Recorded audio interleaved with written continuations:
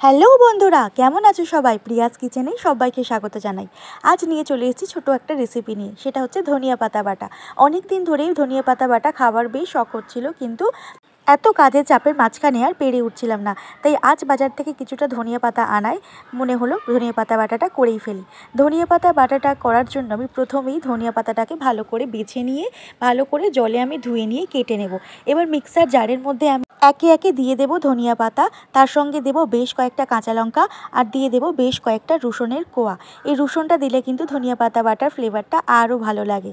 এবারে ভালো করে আমি কিন্তু মিক্সারে ব্লেন্ড করে নেব। হ্যাঁ, আর দিয়ে দিয়েছিলাম কিছুটা পরিমাণে নুন।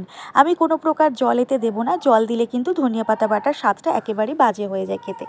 দেখতেই পাচ্ছ বন্ধুরা, আমার ধনিয়া পাতা বাটাটা হয়ে গেছে। এরপর আমি একটা পাত্রের মধ্যে নিয়ে ধনিয়া পাতা বাটাটা দিয়ে তারপর উপর থেকে আমি দিয়ে দেব কিছুটা সরিষার তেল, আর দিয়ে দেব একটু পাতিলেবুর রস। এই পাতিলেবুর রসটা দিলে কিন্তু এই ধনিয়া পাতা বাটার টেস্টটা কিন্তু আরও ভালো লাগে খেতে। এবার সবগুলোকে মিশিয়ে নিলেই আমার ধনিয়া পাতা বাটা কিন্তু একেবারে রেডি। এই ধনিয়া পাতা বাটা দিয়ে কিন্তু গরম গরম ভাত খেতে খুবই ভালো লাগে।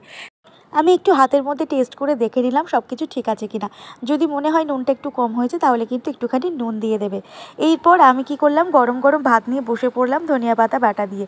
এই ধনিয়া পাতা বাটা দিয়ে গরম গরম ভাত খেতে কিন্তু অসাধারণ লাগে। পাতিলেবুটা দেওয়ার কারণে যেমন টক হয়েছিল, তেমন রসুনের একটা ফ্লেভার ছিল, আর কাঁচা লঙ্কাটা দেওয়ার কারণে বেশ ঝাল হয়েছিল। সব মিলিয়ে একটা সুন্দর খেতে হয়েছিল। আজকে এই পর্যন্তই, দেখাবে পরের কোনো ভিডিওতে। ভিডিওটি ভালো লাগলে অবশ্যই সাবস্ক্রাইব করতে ভুলবে না।